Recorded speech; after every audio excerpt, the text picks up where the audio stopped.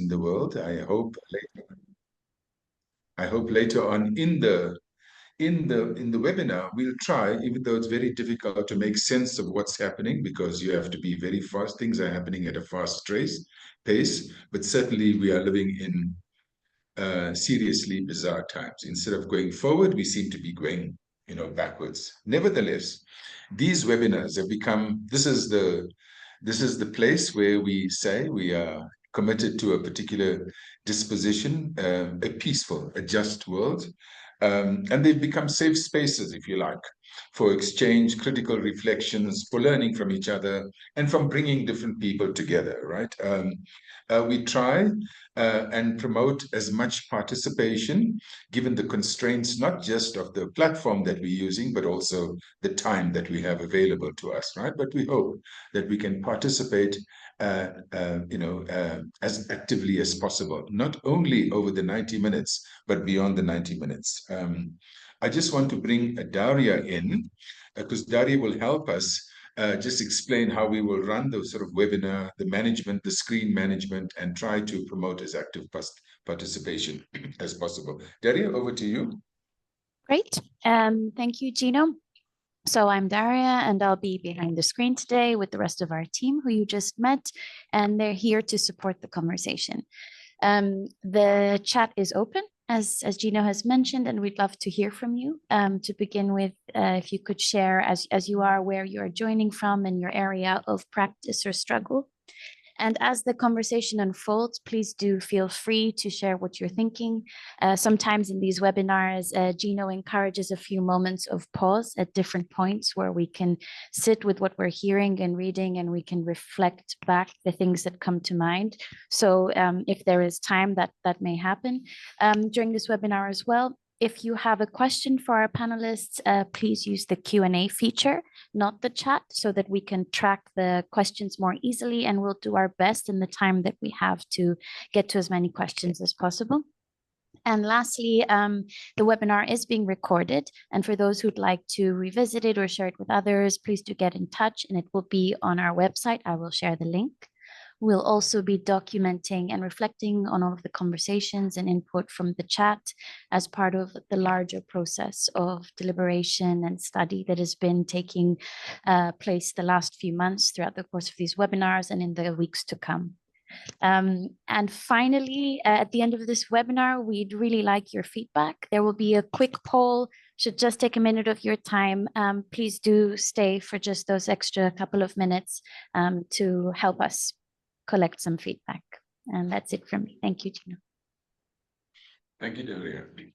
And today, this is the fifth webinar. So it's the fifth of a series of 6. It's the penultimate sort of episode, as it were, and the overarching theme of towards a people's peace and how social justice movements can help create just and non-violent futures, right? That's the overarching theme. In this webinar, with the sub-theme, we're focusing on the peaceful play of people's power, violence, non-violence, and social change, right? We note that, non-violent resistance has proved to be the most effective way to confront and change unequal power structures.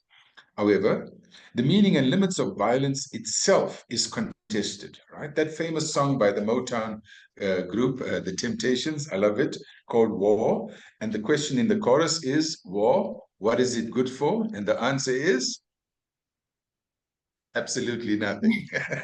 Okay.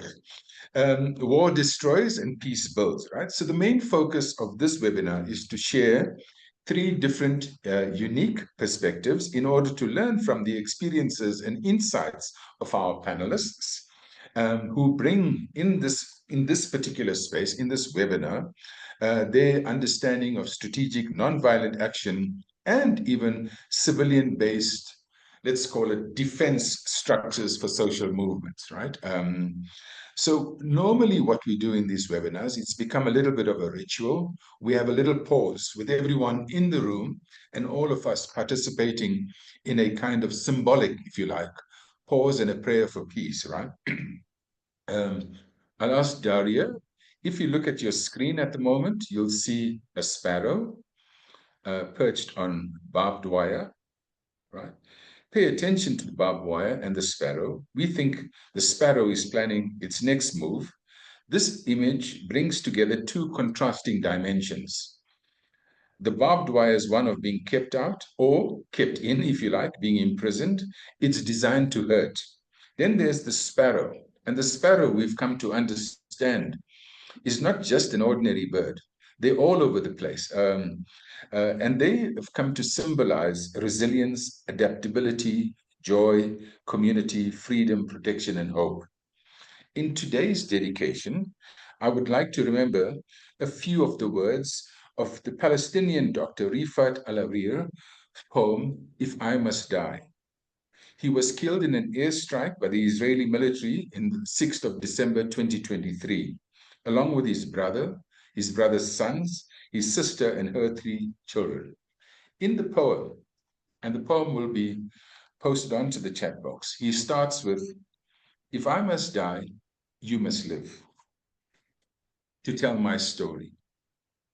And he goes on, speaking about, well, I suppose, the beauty and the good things of life and the symbolisms that he remembers. And he ends with, if I must die, let it bring hope, let it be a tale. So what I'd like you to do is to sit as comfortably as you can, as you wish. You take a deep breath, hold your breath for at least 4 seconds, close your eyes, and focus on your breathing. Still, as breathing symbolizes life. Continue.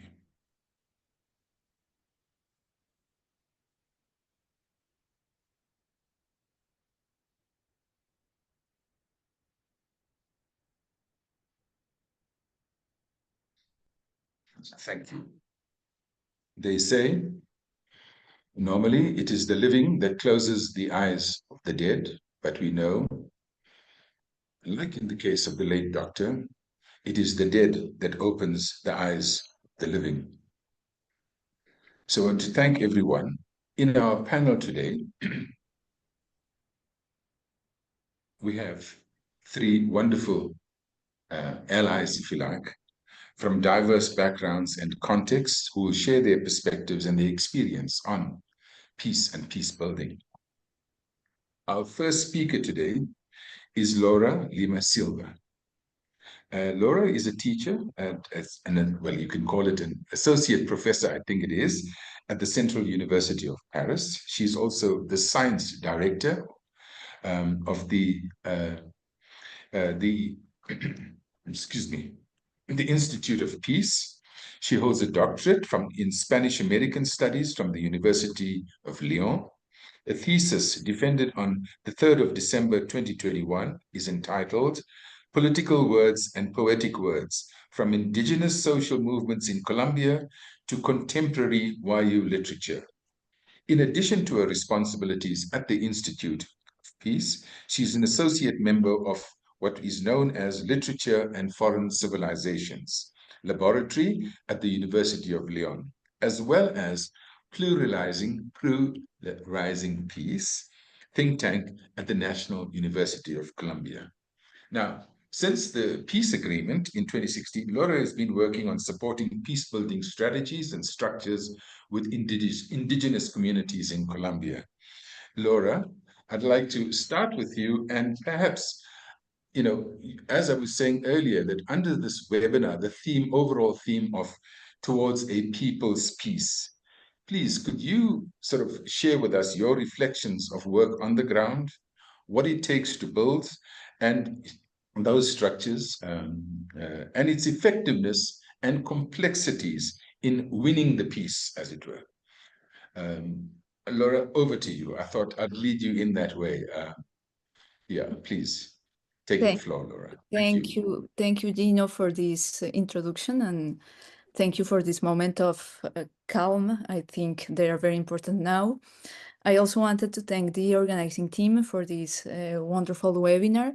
And I'm going to answer your question by giving you some maybe context about Colombia, and also talking about my work, which, as you said, is based in participatory research with indigenous people from Colombia, and also survivors of conflict in the northeast of Antioquia, a department in Colombia, in the north of Colombia. So this work I have been working on since 2016, 2017, 18, and actually it began, aims to understand what peace means in the context of implementation of the 2016 peace agreements following negotiations with the FARC. So the FARC, as you know, is the Revolutionary Armed Force of Colombia. And these peace agreements were very important to the nation, but also have been inspiring other movements of peace work, peace building work, and peace negotiations in other countries. But I wanted to say something about the context. So as you might know, in Colombia, the armed conflict has lasted for decades. It has complex causes, which are especially linked to land issues, even if these causes have been evolving throughout the years. And the 2016 agreements does not mean the end of the conflict. And that's a very important point for people in Colombia, because the conflict is restructuring now in some different ways. So that's why people in Colombia don't talk about a post-conflict situation, but about a post-agreement situation in which it's important to keep building peace and knowing what peace is. So in recent years, Colombia has faced the tragic assassination of social and environmental leaders and the remobilization of a group of FARC dissidents. And there is also other armed groups that remain active, such as the ELN and many paramilitary groups. And at the same time, you have a situation in which peace has been used as a keyword in public debate in Colombia. So you have peace all over the place, peace, peace, peace, etc., often associated with different words. So you have peace and social justice, which is something that we want, but then you have peace and legality, which seems a little bit more obscure. And then you have this political presence of the world that, in our opinion, from the work we are doing in the National University, this word is somehow overused and even instrumentalized to the point that the real transformative meaning of peace gets sometimes lost. So we decided to understand what peace really means. And to do so, in the think tank Pluralizar la Paz that Gino cited before, at the National University of Colombia, we started looking at the word peace. A group of people from the think tank started working on peace using a conceptual history perspective and examining how it has been used throughout Colombian history. And also another group in which I have been working with many people. We are 20 persons, something like that, working on this line. We wanted to step outside the usual territorial and cultural perspectives. So we engaged in participatory research with members of 5 indigenous communities. So their names are Iris Aguilar, Gineldo Coe, Pastora Tarapuez.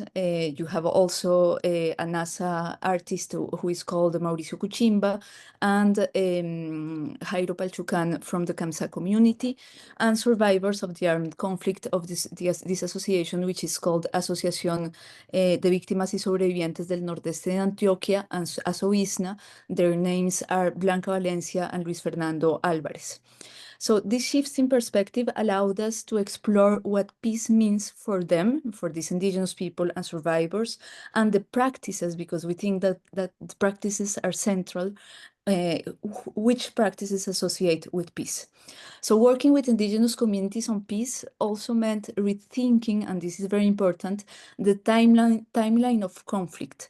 And I think for them, conflict and war is not only about the Colombian Civil War as we know it. It goes back, way back to the beginning of colonization. And this is very important, not only for Colombian indigenous communities, but I think all over the world, this situation is kind of similar. This means, so when you look at the origins of colonization, this means looking at the deeper causes of conflict. So you have coloniality, discrimination, racism, and social structures that persist despite political independence that took place in Colombia in the 19th century. Finally, what happened when we started questioning indigenous communities about peace was also that the word itself is not obvious for everyone. So one of the co-researchers, Dokoe, who is ahora sabedor, so someone who knows the uses of plants in particular, he told us we don't have a word for peace. So this means that there may be a multiplicity of words, a multiplicity of practice that go way beyond what we understand by peace as peace agreement, peace, signing a paper and declaring peace, no? So the work we carried out led to an exhibition which is called Sanaduría, Mediation for Mediaciones para tejer sentidos plurales de la paz in Spanish. And this exhibition aimed to explore the multiple meanings of peace in dialogue with survivors and indigenous community members, as well as possible representation. So you were talking about that, Gino, and I found that very interesting. It's about imagining new ways of representing peace. It can be visual representations, mental representations, sensorial representations of peace. So to conclude this first part, I would like to share some key learnings, 3 key learnings. So first, we have we came to understand that peace is not a concept with a single fixed or correct definition. On the contrary, it is a plural concept used in different ways depending on the expectations of those who invoke it. In this sense, peace can be a battleground and it can be instrumentalized. Also, peace is not a state that follows war. Rather, it is a continuous effort to mediate political conflict, and this perspective aligns with what Jean-Paul Lederach calls positive peace. And third, thinking about this ongoing process of transforming conflict means looking at multiple practices, but also gestures and even bodily postures. So you have a whole spectrum of words, of practices, of gestures that come with peace. And we can talk about that later if you want.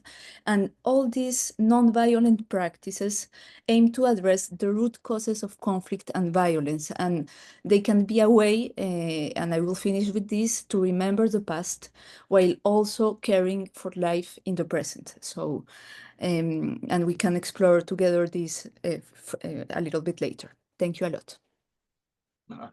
Thank you, Laura. That was brilliant, really. I think that really opens up and put in such a succinct way, you know, the sort of the understanding of what peace is.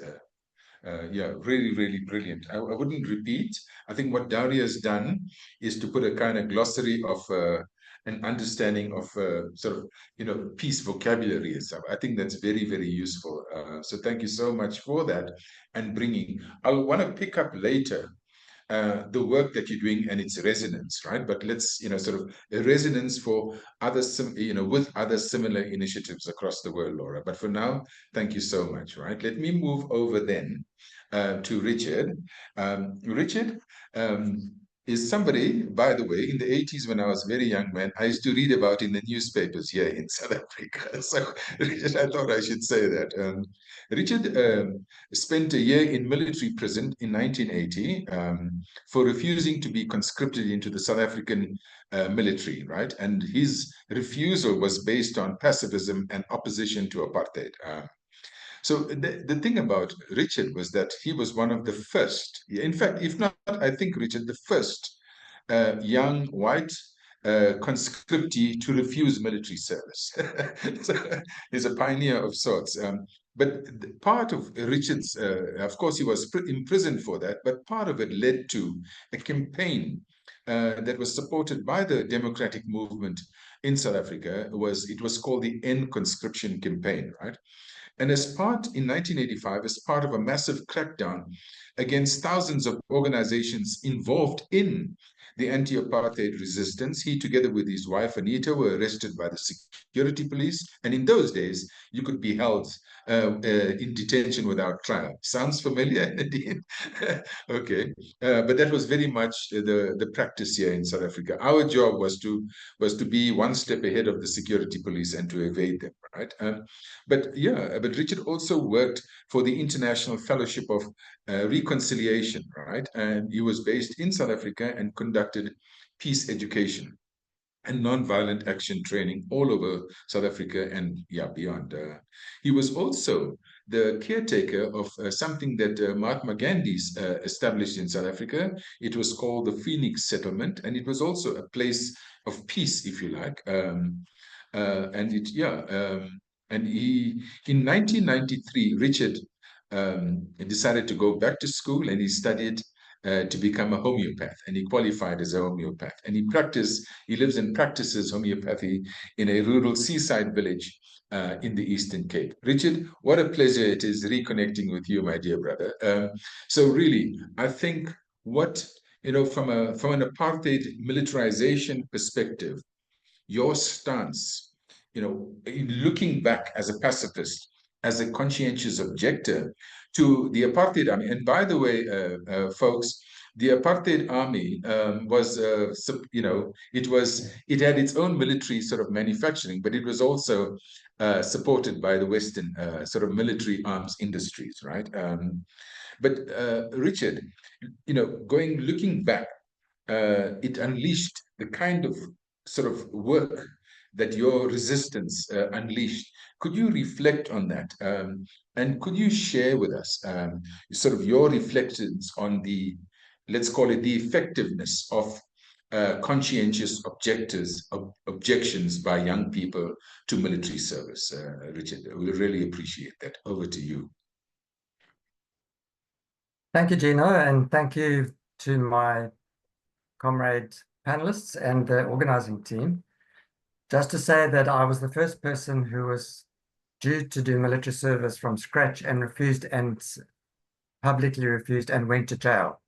So there were many people who were refusing and going into exile or just ducking and diving and sort of avoiding. But so that was the consequence of it. But what I would like to present to you today is, at the moment, in this instance, is a short case study from South Africa on how to organize nonviolent resistance to the status quo from within the ruling power bloc. During the apartheid era in South Africa, when the government was based on white minority rule and unjust racial and economic discrimination, the conscientious objective support groups and the End Conscription campaign evolved as crucibles for the transformation of white identity.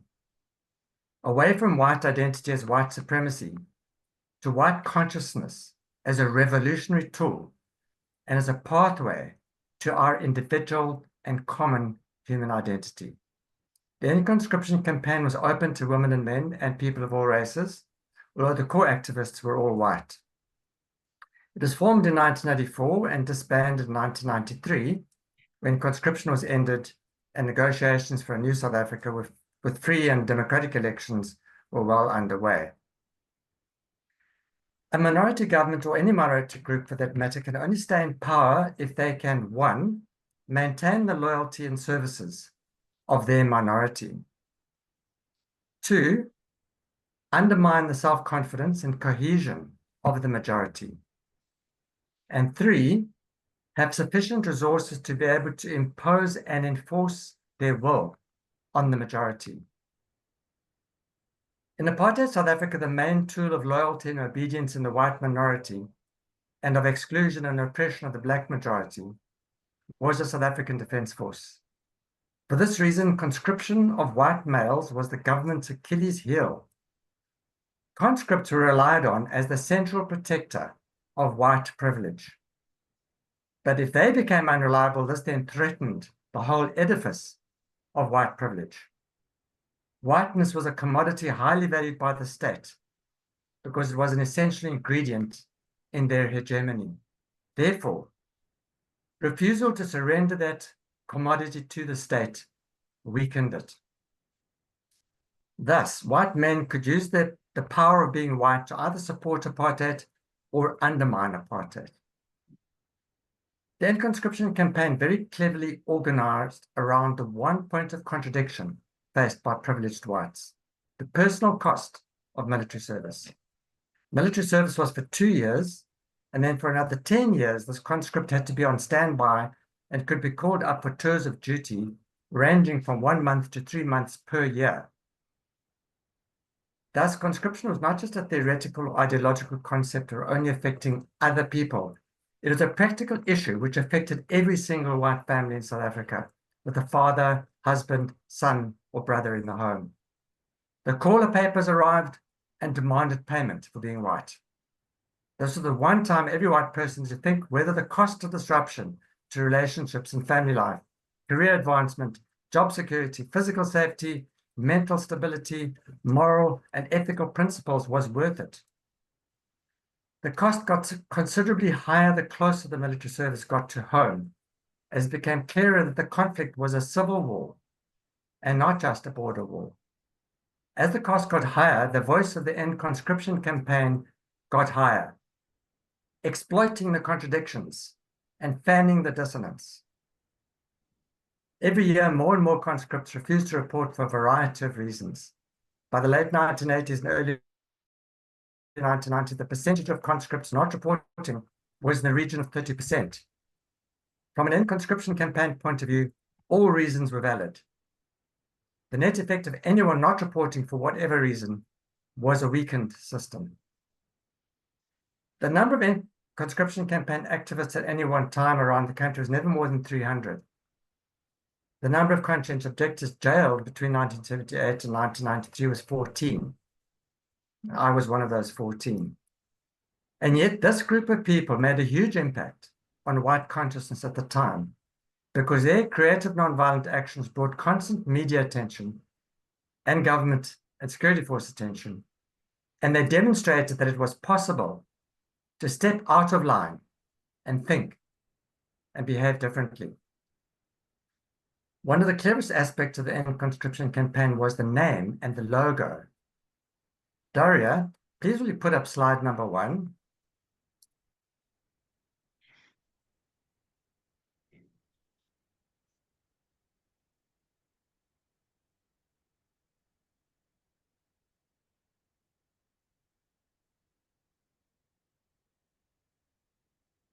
That sparrow, I think, is going to be named Steel. On a steel wire, yes. Daniel, that the slide. I'm with you, but my PowerPoint is Okay. non-cooperative right now. Okay. But Let me just- here we are. I'll leave it like this if that's okay. Yeah, that's Is it. that the Perfect. one? Yeah, that's good. Okay, so there's an example of our media. But let me show you first of all what the logo is a chain. And then the letters ECC in red.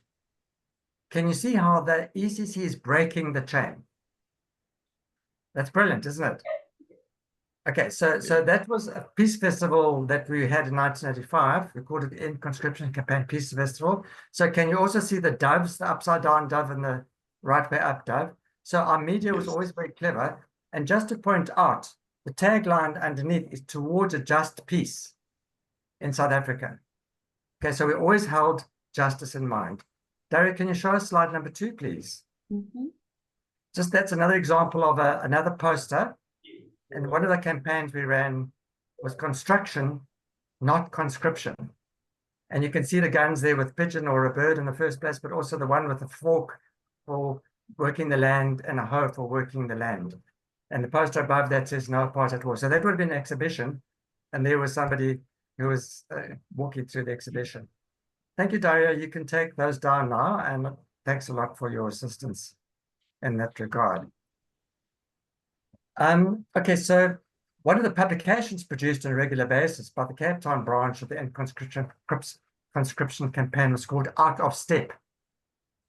And Dara, please will you just add into the chat the web link #1 so that people can see that publication if they're interested.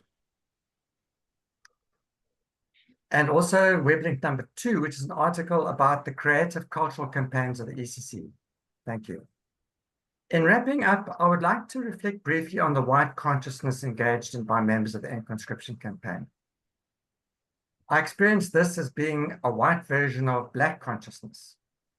We were taking responsibility for being white and liberating the self first before seeking to liberate anyone else or working on behalf of anybody else. As white ECC activists, we knew that we needed to decolonize our minds and free ourselves from the bonds of the apartheid system. And we knew too that by freeing ourselves and working against the system from within, we would make it easier for other formations working against the system from without to be effective. This is a version of class suicide as described by Amil Cabral of Guinea-Bissau in the late 1960s and early 1970s. This is a quotation from Cabral. The petty bourgeoisie has only one choice to strengthen its revolutionary consciousness: to reject the temptations of becoming more bourgeois and the natural concerns of its class mentality. This means that in order to truly fulfill the role in the national liberation struggle, the revolutionary petty bourgeoisie must be capable of committing suicide as a class in order to be reborn as revolutionary workers, completely identified with the deepest aspirations of the people to which they belong. End Conscription campaign activists not only committed class suicide by saying no to white minority rule and apartheid, but were reborn as revolutionary workers by saying yes to democracy, justice, equality, non-racialism, non-sexism, non-violence, and common humanity. For us as activists, the End Conscription campaign was a crucible for our transformation, a container within which we could melt our old selves and forge our new selves, freed from the garbage of colonialism, infused with the spirit of Africa. And we were successful. Conscription was abolished. Minority rule and apartheid were abolished. Dario, please will you add web links 3 to 6 to the chat for more information on conscience objectives and the ECC. I'd like to end by stating the obvious.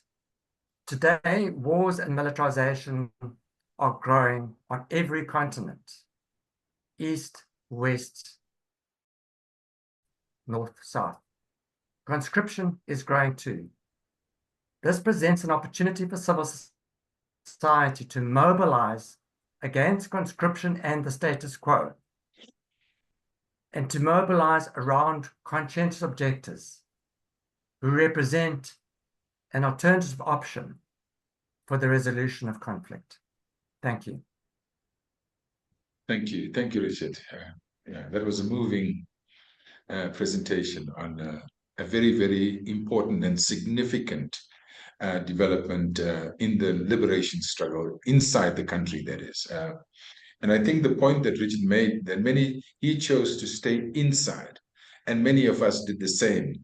There was a choice to go into exile and to prosecute the liberation struggle from exile, right, Richard? And I think yes, some of your peers, if you like, went into London and created the Congress of South African War Resisters. Many of my friends, many of them are my friends today. So that was a brilliant account. And I think the idea of Richard, and sorry about the sparrow, Richard, standing alone against, and taking on an institution that was the ultimate protector of racism and privilege in this country was remarkable. So thank you so much for that, Richard. And I'd like to pick up on how you see the issue of conscription and conscientious objective across the world today. There are many other examples, right, including young Israelis that are deserting, the country and so on. But we can come back to that. Thank you so much, Richard. I'd like to move on then now to our third speaker, Nadine. Welcome, Nadine. Thank you for being part of this panel. Now, Nadine is currently the training director for Beautiful Travel. Now, I have my book, Beautiful Rising, Beautiful Travel, and, I always thought about, you have to be crazy to come up with something like Beautiful Travel, right? So, because trouble is trouble. She's an artist, a political organizer, direct action trainer, and puppetista. Her work explores the potent intersection of art and politics, where creative cultural resistance is not only effective political action, but also a powerful way to reclaim agency of our own lives. I truly love that, really. I truly love that. And of course, at the same time, doing all of that work while having fun. And it's clear that you're having fun being a kind of a resistor, Nadine. So Nadine, the role of art and culture is critical in building, popular mass awareness, participation, consciousness, as Richard was speaking earlier. In looking back on your work, can you share with us today, what have you learned about the effectiveness of this sort of dimension, right, of peace and social justice? And of course, not just in your part of the world, but perhaps even think about collaborations across and the role of, popular art, culture, and its impact on, and support of resistance movements. So Nadine, over to you. Thank you so much, Gino. Thank you, everyone, for having us today for this conversation. I really appreciate the connections across borders and cultures and opportunity to learn from each other. Especially in this moment, I'm speaking to you from the United States, or the country formerly known as the United States. I really do appreciate what we call intermestic support, this international domestic cross-cultural information sharing, and acknowledging how much we can learn from each other. And I think earlier we were talking about this unique moment where we have extreme wealth inequality and tech and data control over our communication systems. So it really does affect us. And I really appreciate what Laura and Richard have brought to this conversation about how research and study is critical, and how we have to think about forging our new selves. I don't want to use the word class suicide, but forging our new selves and becoming reborn as revolutionaries, defecting from the ruling class and the systemic problems that we have. So for me, yes, I'm living outside of Washington, D.C., the center of all evil, as I say. I don't live in the colony of Washington, D.C. People may know that the U.S. still has colonies, perhaps not for much longer, but we'll see. So there will be some changes for sure. And I relate to the word peace as more about how we address conflict, and how can we address conflict creatively, that peace is dependent on the person or the culture defining it, as was noted earlier. I started in fact, my work started as opposition to nuclear weapons. And so if you think about nuclear weapons as the ultimate expression of violence and war in this world, it's almost laughable, right? That we took these little tiny boats, these inflatable boats, and drove them into nuclear test sites to get them to stop blowing up things. We walked across countries, the United States and different places in the world. I even was responsible for something called the Soviet American Sail, where we sailed a tall ship, a sailboat, doing environmental research from New York to Leningrad at the time and back with a half Soviet American crew.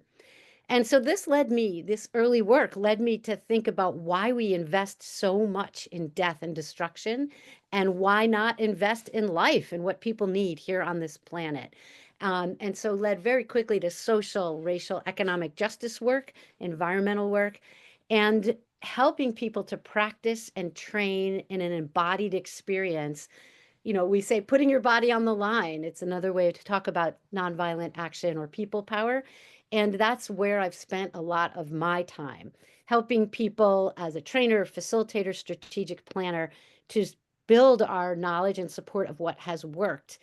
And I will say one connecting thread between some very essential basic elements of what you might consider peace building and building a very effective street activist or people power movement is the understanding of relationship building, of how to work together, the basic skills of talking to each other, which are the same basic skills, whether you're trying to build a small direct action group or whether you're actually ending up at a formal negotiation table. And some of my work with the US Institutes of Peace was in a program called Synergizing Nonviolent Action and Peace Building, to look at the through line of these skills and knowledge, the skills and knowledge that we need at all these different levels, and understanding how to make it serve us to build a just peace or a future collectively that serves most of us. And that's also why I'm involved in Beautiful Trouble. The idea that we are going to use arts and culture to do the work that we need to do to challenge unjust systems. Really important for us not to just do the fun little thing, but to think about the strategy behind it and how to make it more effective.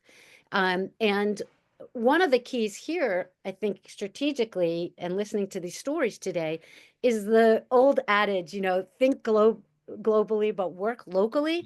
It's very important for us to dig in where we are. And locally, I work now with a group called the Movement Infrastructure Project, supporting all kinds of activism across the spectrum.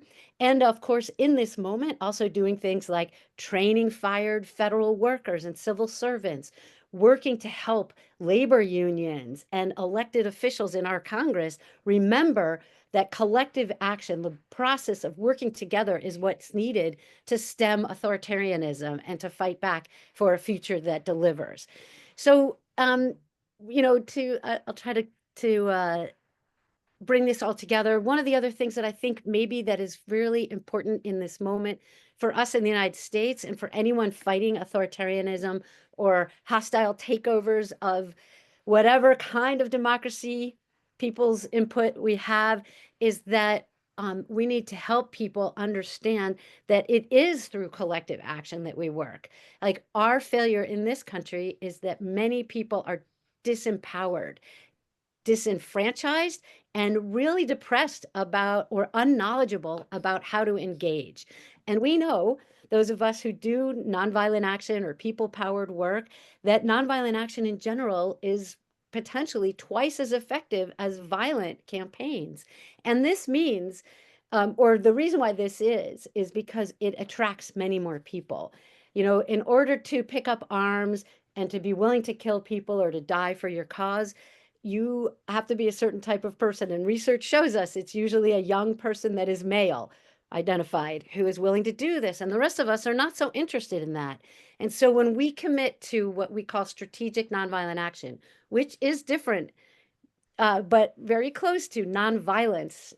Nonviolence I describe as a way of life, a moral or philosophical approach, whereas strategic nonviolent action is to understand that the power that we wield together as ordinary people, if you will, just regular folks, can be powerful enough to make change.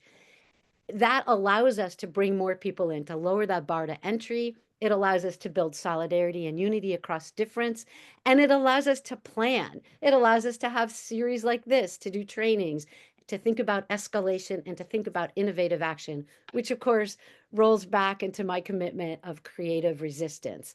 And I think one of the key pieces here for us in the United States, and I think our challenge in the world, if we want to build peace, whatever it means in our context, our just peace, our sustainable peace, is I'd like to use a quote from Alice Walker, a famous American writer, who said the most common type of power there is the power that people don't know that they have, right? The way that people give up the power because they think they don't have any. And it's our job to think about this work of how we encourage people's peace, how social movements can help create just and nonviolent futures, is by helping people understand the value and the importance of being engaged in our lives in a real, tangible way whenever we can. So thank you again, and look forward to the conversation. Yeah. Thank you, Nelly. Thank you. I mean, that was really fantastic. And I think, in a way, what you've done on the skills side and the creativity side, and building on sort of, the idea that people have the wherewithal to be able to fight and prosecute, if you like, any kinds of actions, especially strategic nonviolent action. I think that for me brings about the kind of complementarity of what Laura was speaking about, and that is the sort of the power and the strength of indigenous communities, what Richard spoke about, and then the ability to resist and to take symbolic yet principled actions, and the consequences, if you like, the positive consequences of that. And then thirdly, in your case, the kind of unleashing the creative human spirit, that human beings have.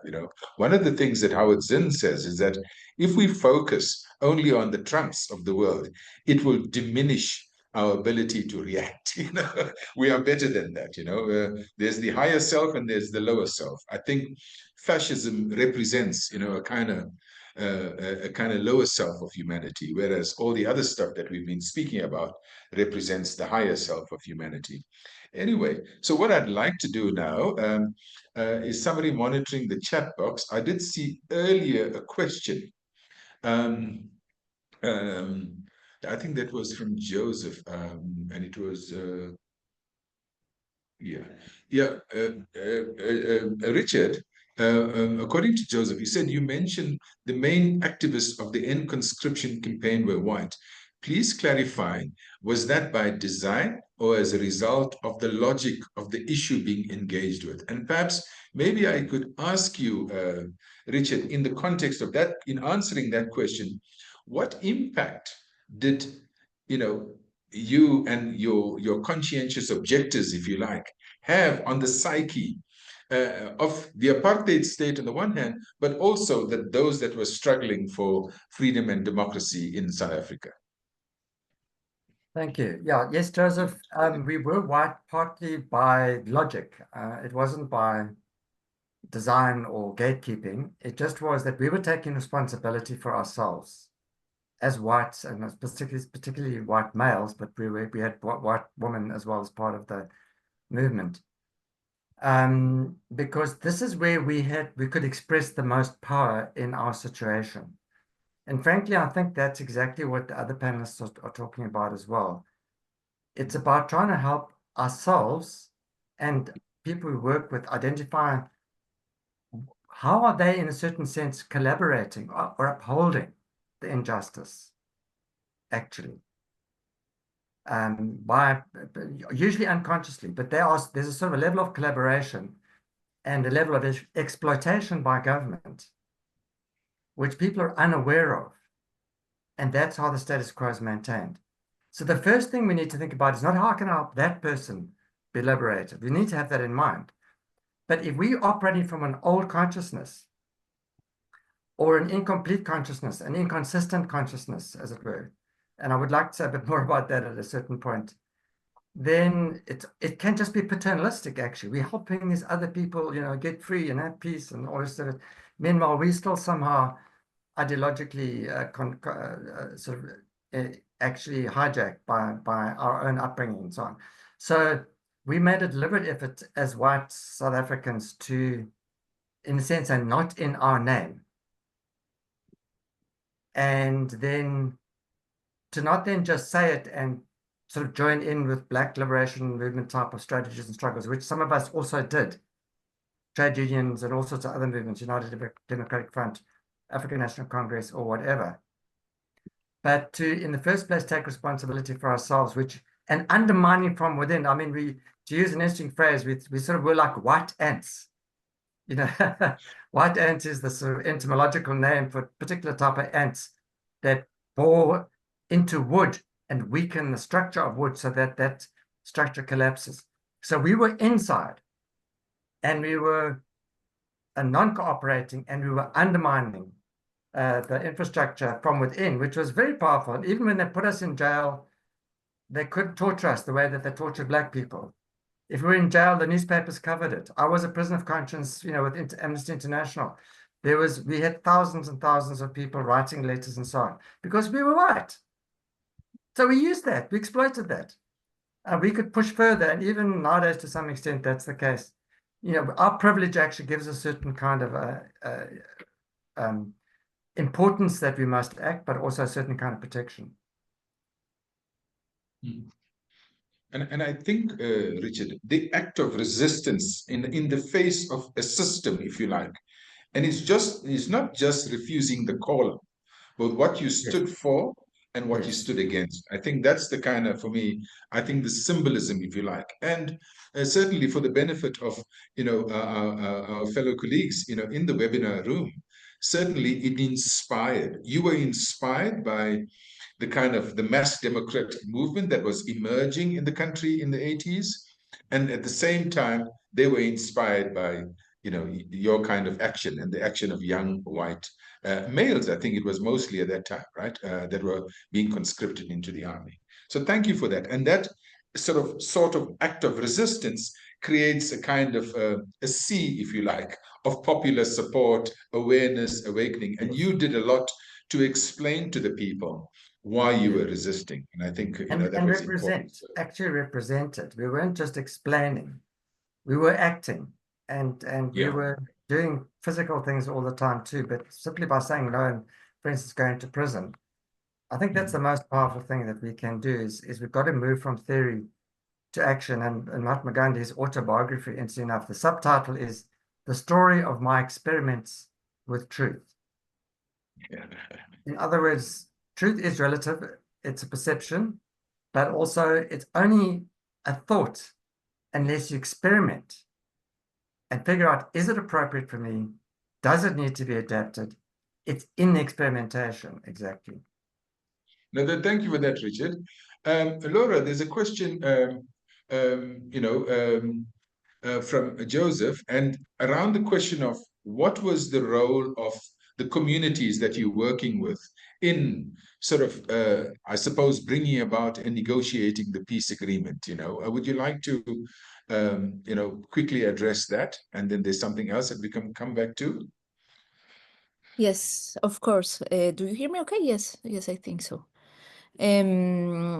So the role of the indigenous communities during the process of 2016.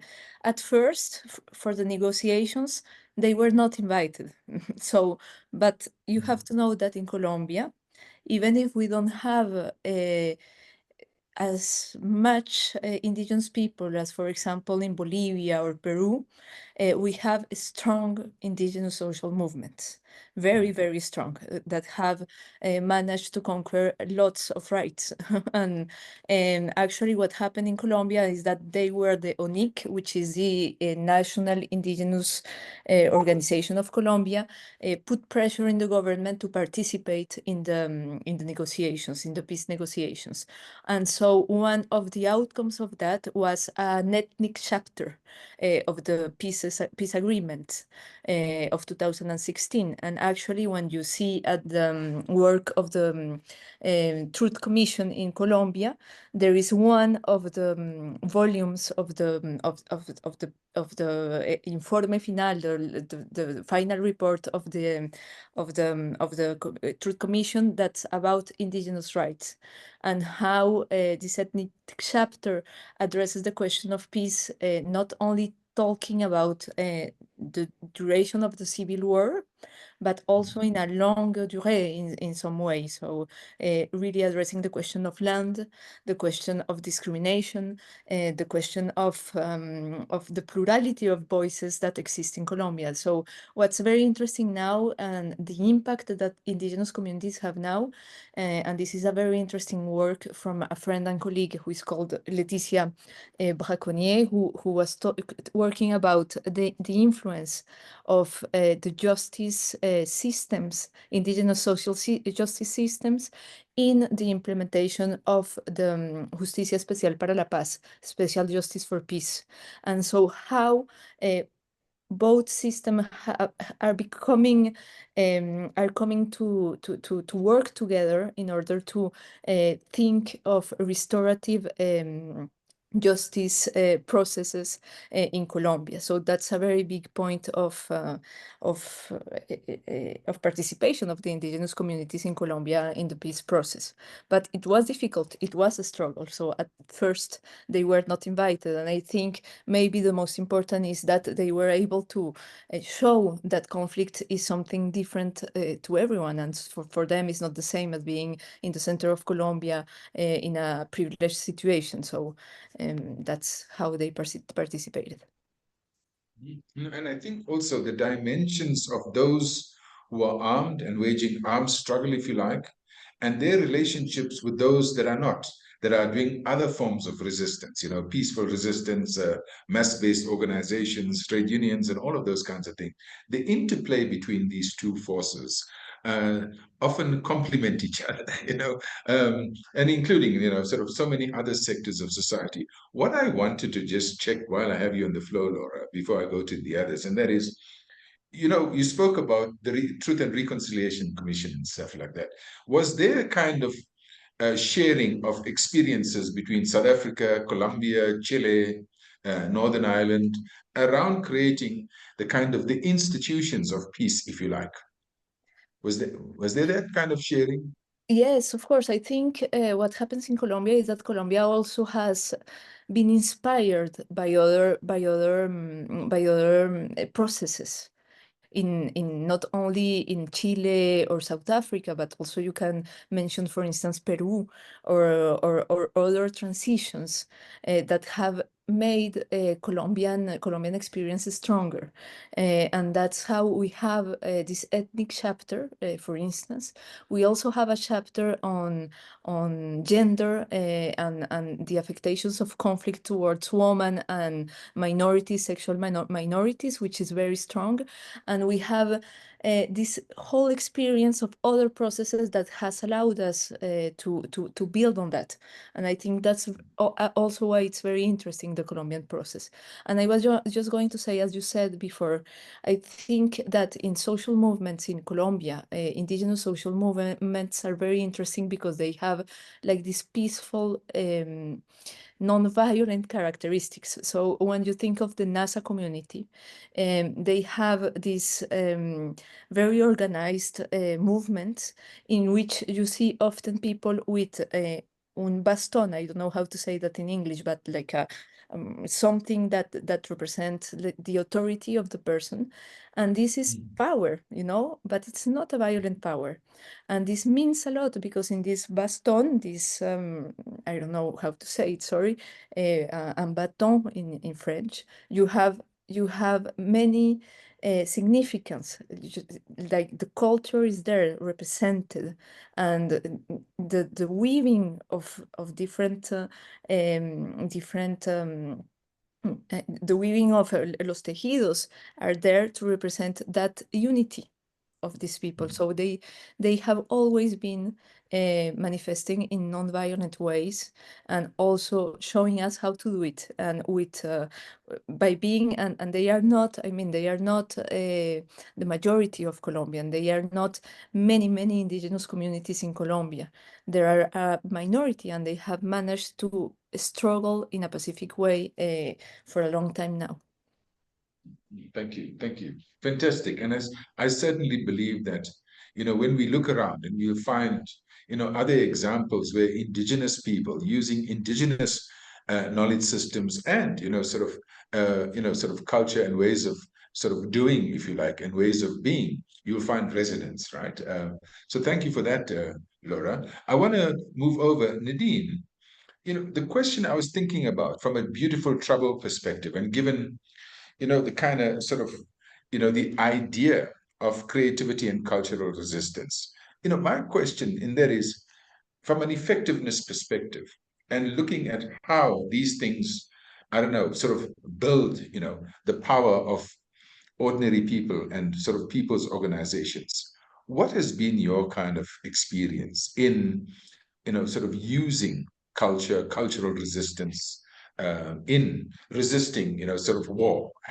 One of the things that we speak about, in addition to the anti-apartheid movement, well, I suppose the anti-fascist movement, in the 40s and so on, but the anti-apartheid movement and the peace movement that grew out of the war in Vietnam were the two most powerful movements, right? And later on, against Iraq, we saw millions of people demonstrate. What is it that we could do now to show popular distaste against the warlords that exist in our communities across the world, that is?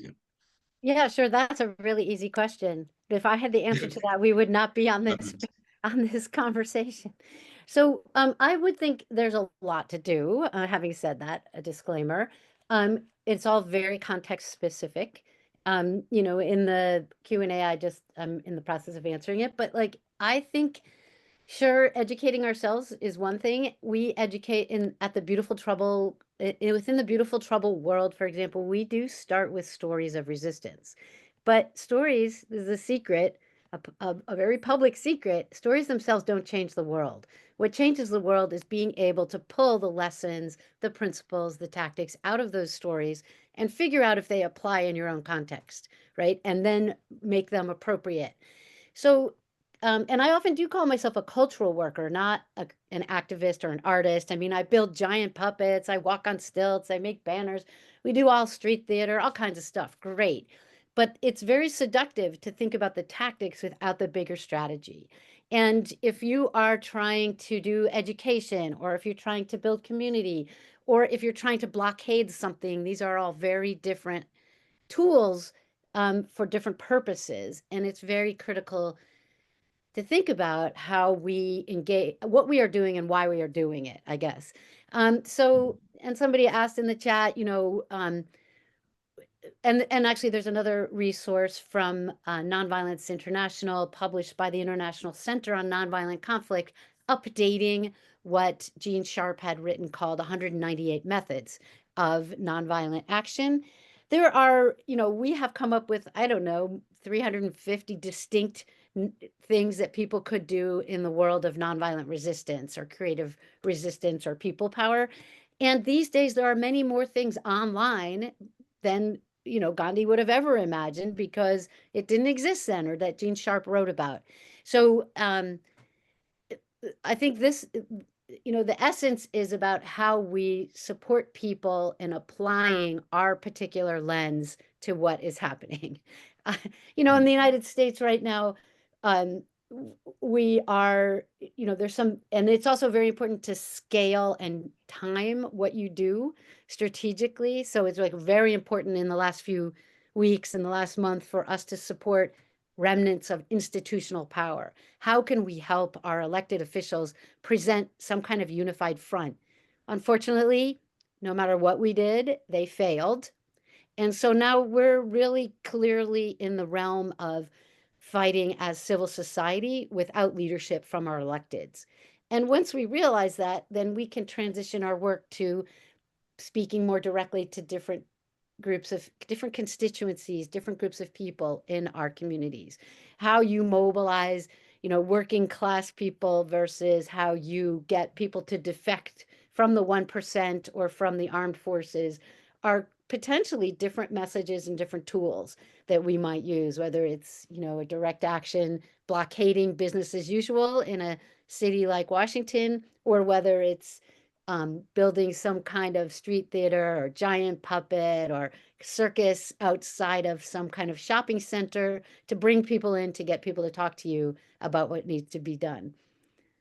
I don't know. It's a big question. No, but also I think that what I'm said, but many people identify, whether it's music, literature, popular culture, and so on. And this is common, this is what, artists, sometimes we forget that artists are part of civil society. When we speak about civil society, we normally think about sort of the NGO cluster.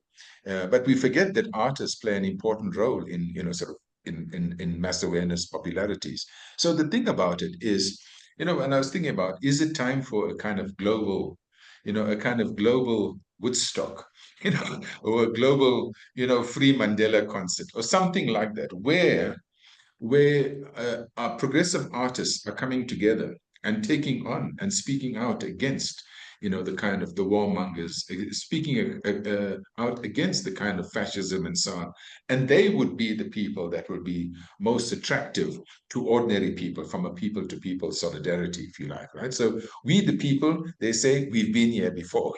We must never forget our own history and what worked for us in the past, even though we don't have to imitate the past. So thank you for that, Nadine. I'm going to come back to you, Richard, from your perspective. Can we come back to the idea of standing up to the generals, as it were, standing up to the institutions of war and taking on the war machines, from a non-violent, protest, conscientious, objective, pacifist approach?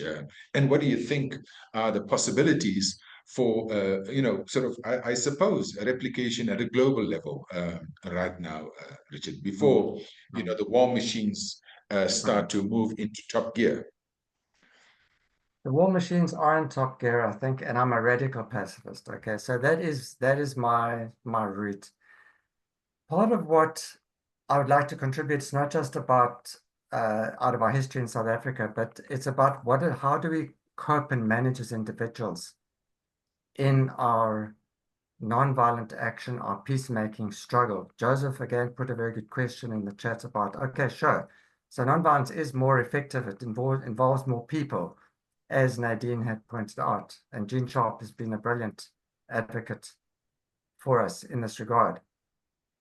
But how can we resist repression? Because repression is going to happen. My answer is we must expect repression. And we cannot resist it. Because if we resist oppression, we're basically going to take on the tools of the oppressor. That's my simplistic opinion. Resisting. We need to learn how to manage, cope with repression. This is jiu-jitsu. How do we work with the momentum that's already coming at us? And we can prepare. For instance, in South Africa, Nita and I did a lot of workshops on behalf of I4R and so on, with people preparing for prison. Setting up affinity groups, what do you put in your little bag if you go on a protest and you might be arrested, or what are you going to keep in your house in case the police come, etc., etc. So there's prepare. And then there's a deeper thing. The personal is political. I can't emphasize enough the importance of our own integrity, authenticity, and principles. I do not mean principles with a capital P, as if there's only one way. There isn't. But we need to be like a tree. We need to be as much like nature as possible. I can't emphasize this strongly enough. I'm looking out the window now. There's trees and a lagoon and a hillside and forests and all sorts of things. I've retreated from the urban environment into this environment, partly for this reason. I need this kind of healing at the moment. But if you want an apple tree and fruit, you must plant an apple seed.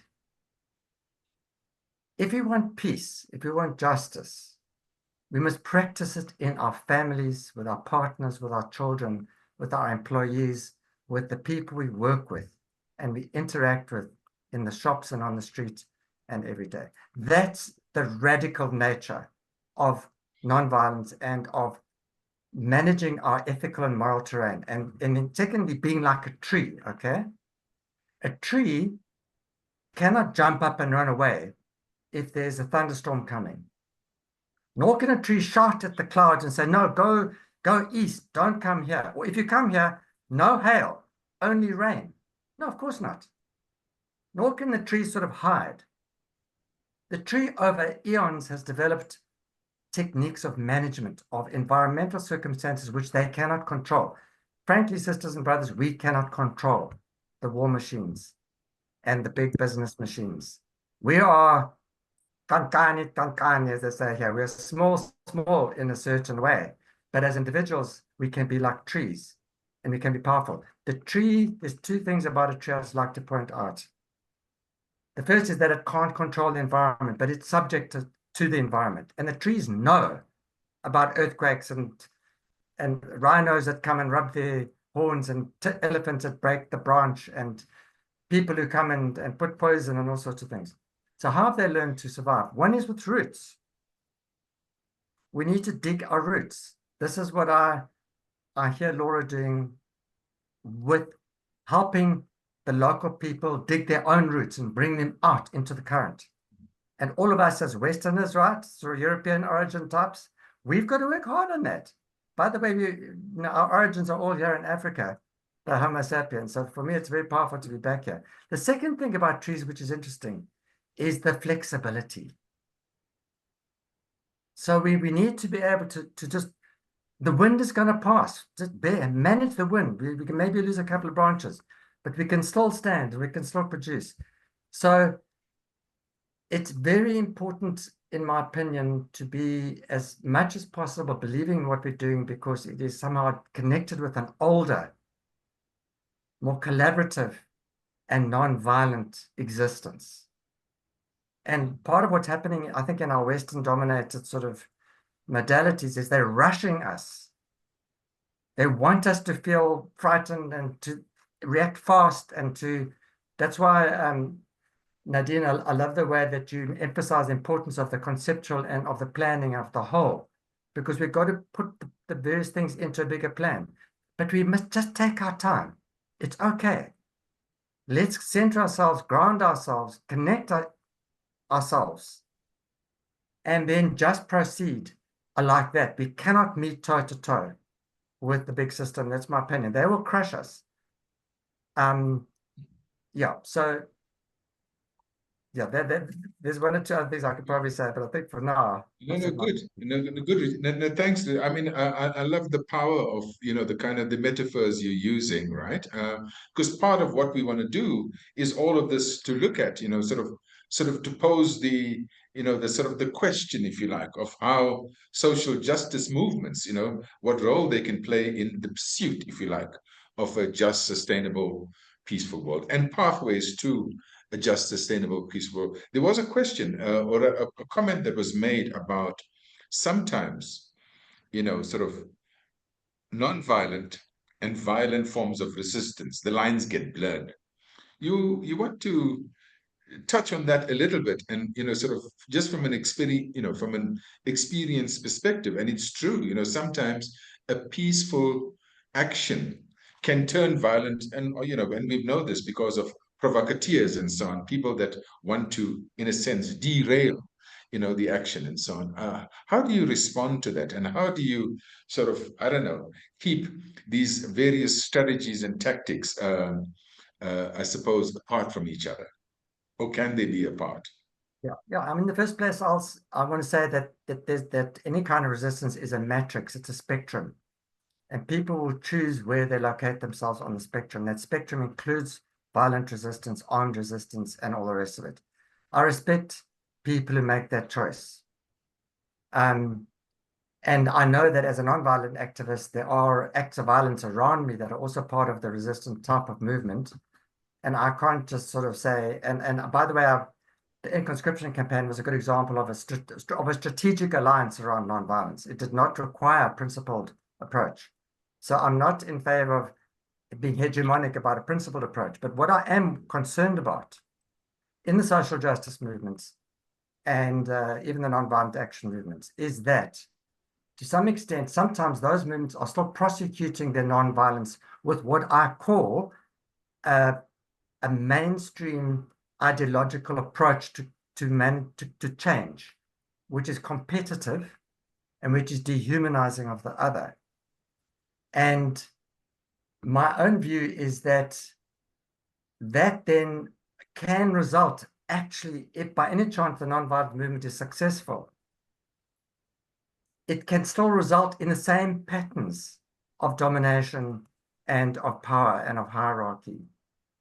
It's important that we prosecute our social movements in a way which manifests and deeply holds to nonviolence, in my opinion, and also fundamentally respect for life.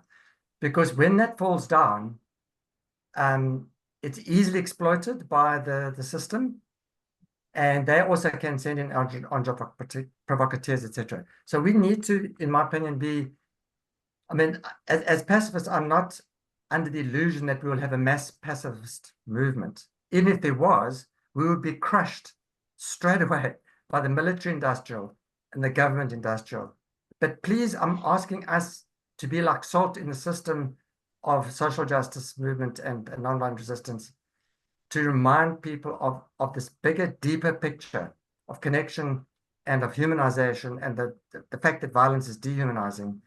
And if we legitimate violence in any context, even in what might appear a reasonable and just context, in a certain sense, we're buying in to the notion that there is such a thing as a just war, which I don't think there is, because every side is going to justify their war. No side's going to say, oh, our war's unjust, we better stop. Or the bombs we're dropping are unjust, we better stop.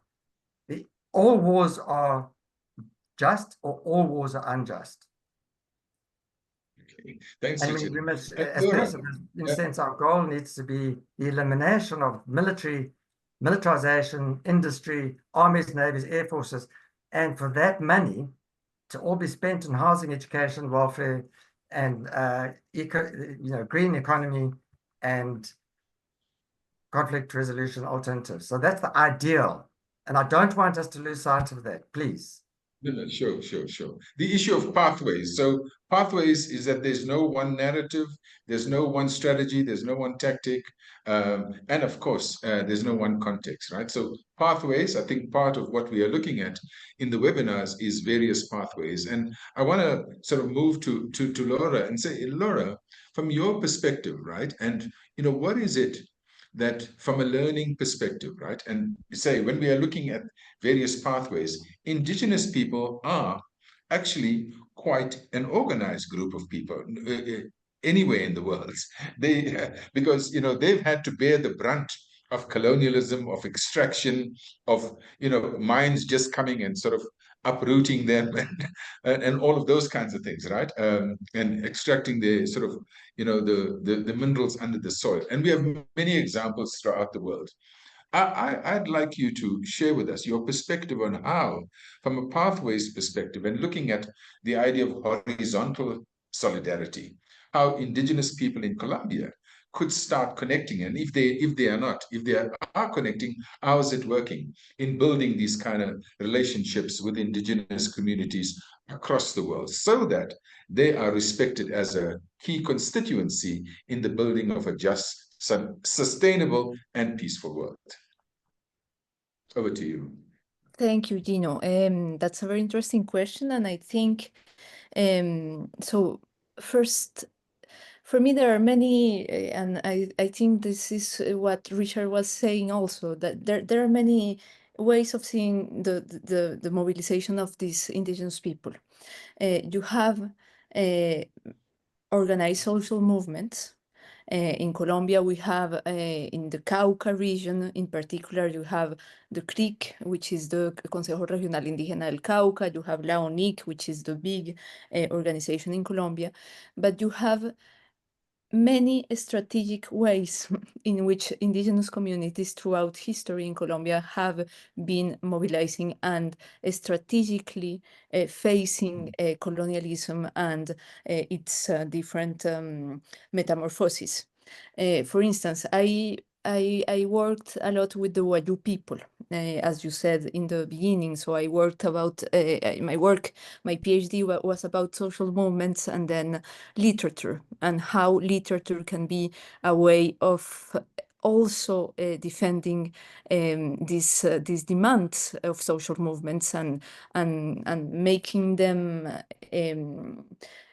transformative, because like after social movements and after the constitution in Colombia in 1991, there was this multicultural politics that were in place, and it was very nice, but at the end it had many problems, because indigenous communities were good, but only far away from the center of the country, far away from the homogeneous national identity of Colombian people. And so you have these many strategies. For instance, the Wayuu people have been fighting all ideas of colonization of their territory through smuggling, for instance. And this is a practical, tactical action. And you have now many artists who are doing the same, smuggling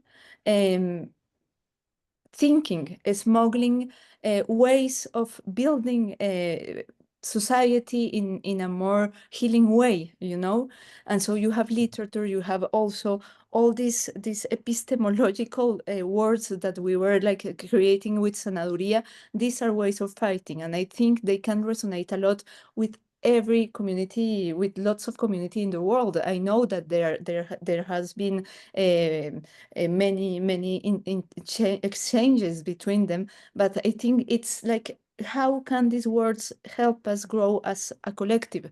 And this is I mean the most political like aim of these movements for me. So you were saying something about pathways.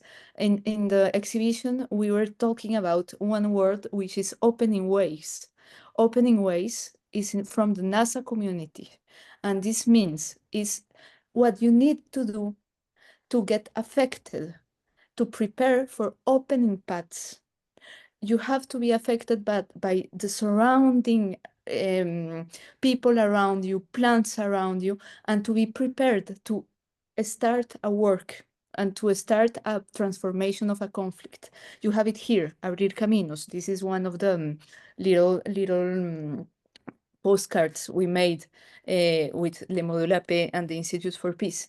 And also you were talking, Nadine, about the fact of being together. In Colombia, you have this beautiful word which is juntanza, coming together, juntarse. It's difficult. It's not an easy thing to do, you know, but it takes effort. And it's not only working together, it's transforming conflict between us in order to go beyond that conflict, in order to prepare for these more healing practices, if I can say. So for me, there are many layers for these movements and many ways of and tactics to organize. I hope I was clear, because my English is not that good, but I hope I was clear, Jean. No, very clear and actually very beautifully articulated, especially when you're looking at the layers, right? And how are these layers? Are they one on top of the other? You know, because that's how, that's how when Richard is talking about the tree, that is, a tree is a layer, and it starts from the very strong, and right at the top of the tree, it's probably the most weakest, So the thing about these layers it's a very powerful metaphor, Laura. So thank you for that. What I would, we are sort of almost at the end, right? And I was just normally we sort of go around the room asking for kind of sort of famous last words, that you would like all of us to take away, right? So I'll ask you to think about, your kind of closing remarks, but going back to the idea of the intersection. I was going to think about the idea of a military, right? So what's happening with the military? They're mechanizing.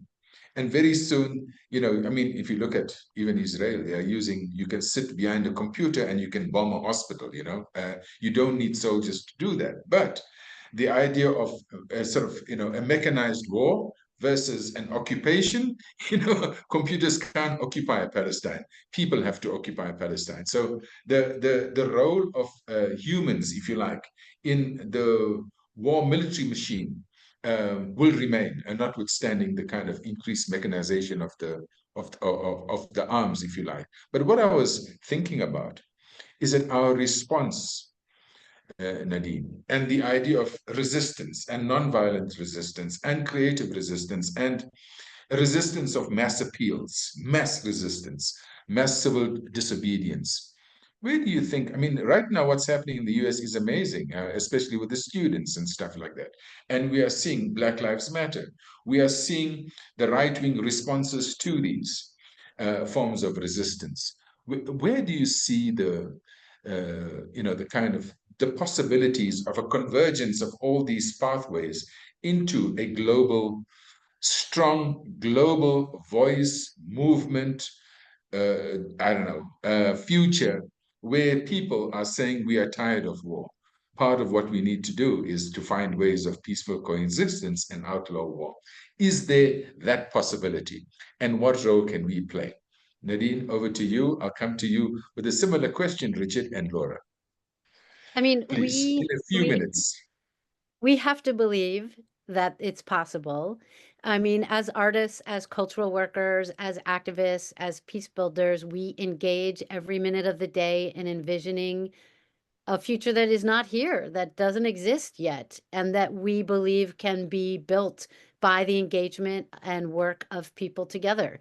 And so I think one of the keys that has come up for me is, artists and cultural workers are often the vanguard. We put out these visions of the future that are better. We are able to see a way out of darkness, a way out of the immediacy of war and violence and harm.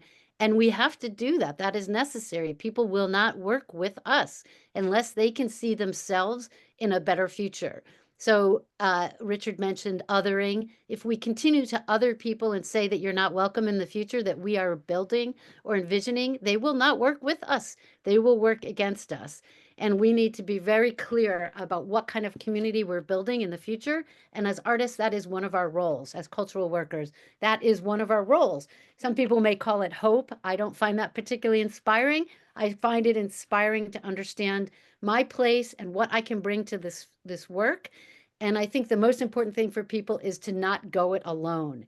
Find others to work with so that you can be supportive of each other, that you can do more together, that we can collectively build our power. That's the way to the future that I see, that has space for everyone, as long as they don't bring their racist, sexist, homophobic things with them. And we have to build that kind of bias awareness and willingness to work across difference and make space in the future for all of us. I think that is absolutely really critical as we address this extreme. As I said in the beginning, in this moment, we can learn from what has happened before, but we are also in a new place, given the technological advances, the control over communication systems, and the extreme wealth inequality. And when the people of the world decide that we are not going to worship wealth and material goods, but rather are prioritize relationships and building a community that sustains people, we will have a clearer path on how to live together, resolve conflicts without violence. And I do think practice, and this is one of the reasons I'm a experiential popular education trainer and facilitator, is that these are the core pieces of learning to build relationships together and learning how to work together for a future that has a space for everyone. Or as I say, build a better party. More people will want to come to it. And that's, I think, really critical. And, and we think about one more thing I'll just say is there is this spectrum. Even Gandhi talked about it very clearly of disrupting the system and all the way to constructing the future. And the sweet spot of the work that we do in building a just future is identifying those places where we can both disrupt the problem and model the alternative. Like the Salt March being a clear example of a physical manifestation of making your own salt to actually stand up to the British Raj while also modeling the collective future and physicalizing, taking this into our own hands. And we cannot always do that, but that is a great thing to strive for. Thanks for having me. No, thank you. And I think also that in looking at the idea of a just peace, I think part of what we want to do, so justice, peace, we want to throw in a bit of, the good life, happiness into that mix. This has been the kind of the elusive, sort of a search, of humanity for many, many generations, the idea of a good life and what that means, So, so thank you for that, Nadine. Richard, can I go over to you and give us a sense of what you think the future could look like? There's so many wonderful ideas that emerged here, but this idea of the pathways and leading to something and perhaps opening up a totally different discourse around the world, around the question of justice, sustainability, and a peaceful world. Over to you, Richard. Your final parting words. Yeah, thanks, Gino. I must say that's a vision, in my head somewhere. I don't think it's realistic. I'm being, this is my point of view, right? The militarization, the industry, the big business, and the authoritarian governments we must do what we're doing for our own survival as personal individuals, but also for our communities. And they will never be able to take that away from us.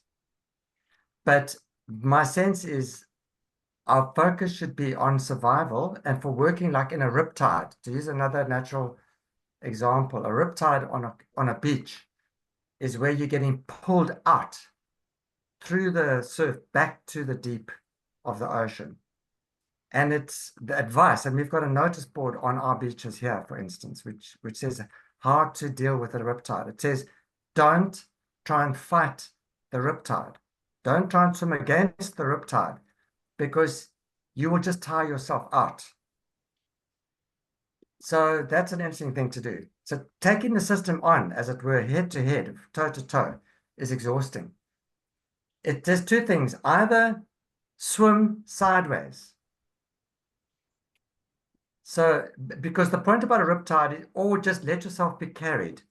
Lie on your back, just tread water and let yourself be carried, because the riptide takes you out into the ocean, and then that very tide will move around and go back to the beach at a certain point.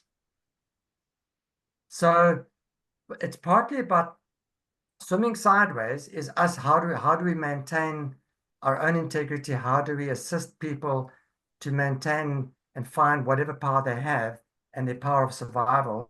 And what can we still continue learning to them? Because like the ark, we need to sort of repopulate at some point, maybe a society. But yeah,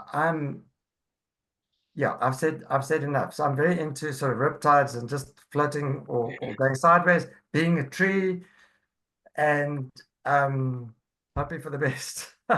No, well, I think the point that you make about war, its inevitability, that we have to live side by side, is something that we've been carrying even in the webinars. We hold war and peace together, and basically, we on the side of peace, if you like. We're against the horrors of war and the brutality of war and why war is, and ultimately who are the beneficiaries of war. But you're a pacifist, so you've dedicated your life to peace, knowing that we will not be able to end all wars. But there's nothing wrong with dreaming, Richard. That's the one more thing I meant to say. My advice actually is, to a certain extent, we need to allow the system to collapse. We need to push the system to collapse.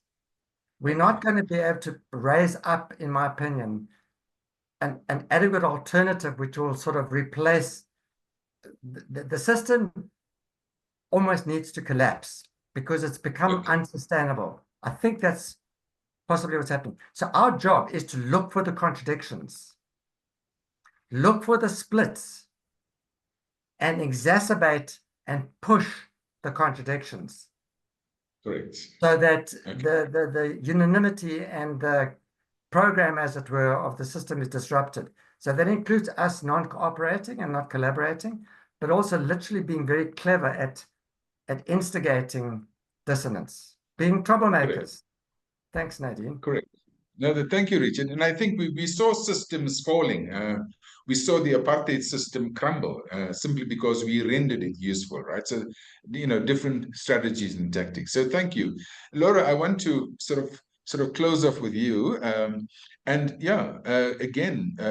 give us a sense of, sort of how you see the future and where all of this could sort of take us to, and what the next generation could be hopeful for, given the fact that, the case studies you brought into the room represents civilizations that go back, sort of thousands of years.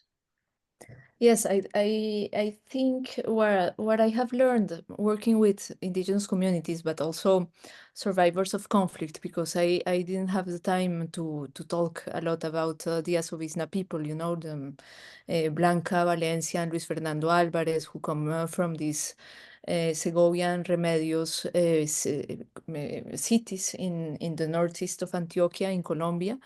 And this is a region in which there has been lots of violence, horrors, massacres. And these people always are fighting back.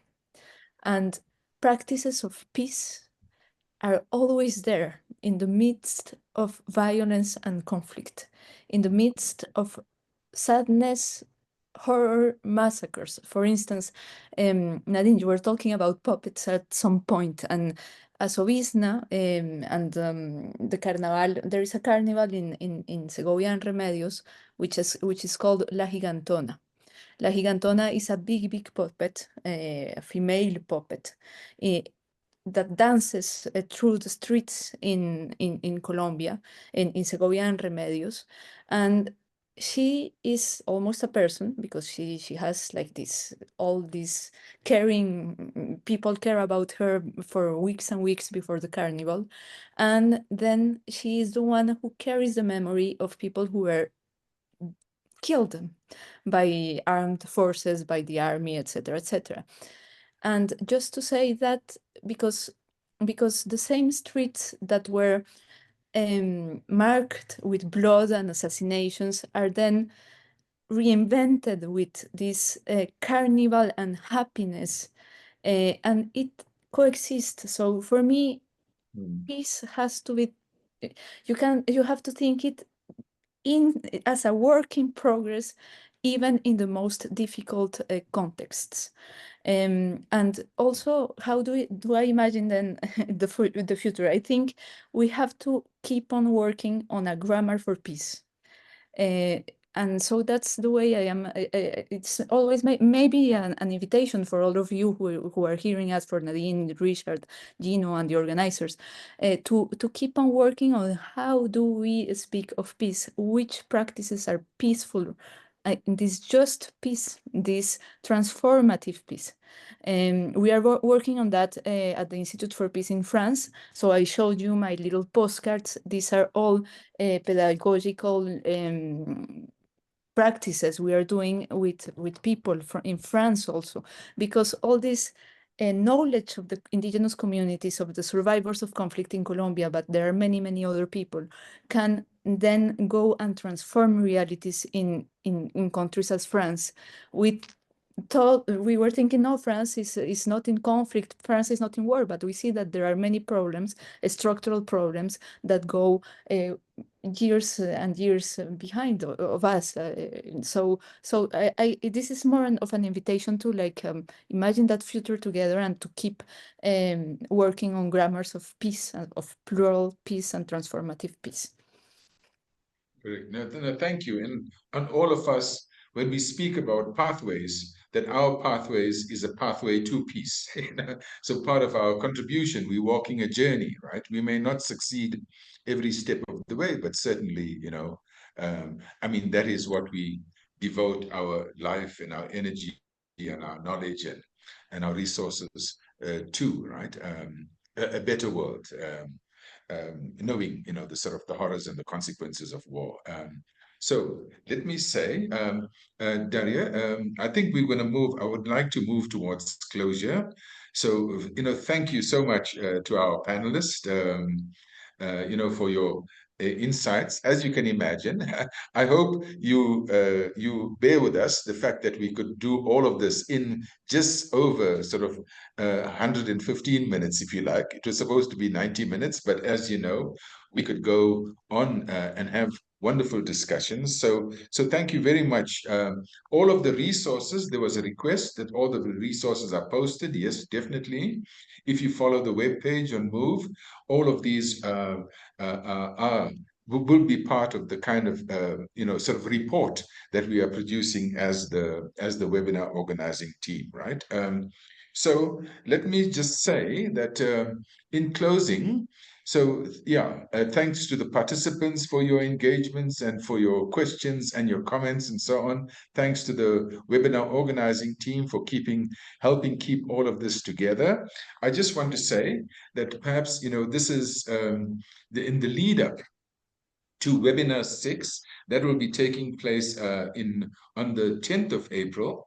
In that webinar, right, we are looking at, sort of pathways to a just and non-violent world, right? And part of what we're going to be doing is that this will be, a conference in Copenhagen. Webinar 6 will be part and parcel of that particular conference. And we hope all of these tributaries, these pathways would lead to a gathering in Copenhagen at the People Power Conference, right? So the work and everything that we've said will be part and parcel of the knowledge that will be shared with and presented not only to the participants and to the panelists, but also to delegates, at that particular conference. So let me say once again, thank you to the panelists. Thank you for your time, your wonderful energy, your deep insights that you bring into this gathering, and to make that available for all our connected sort of collective benefit. Thank you to the participants. Thanks to the MOVE team once again. Peace be unto you and your loved ones, and goodbye, and hopefully see you soon. We will stay for a few seconds while everyone finishes the feedback poll. And once you've done so, please, you are most welcome to leave the webinar. Thank you all, and be in touch. Bye.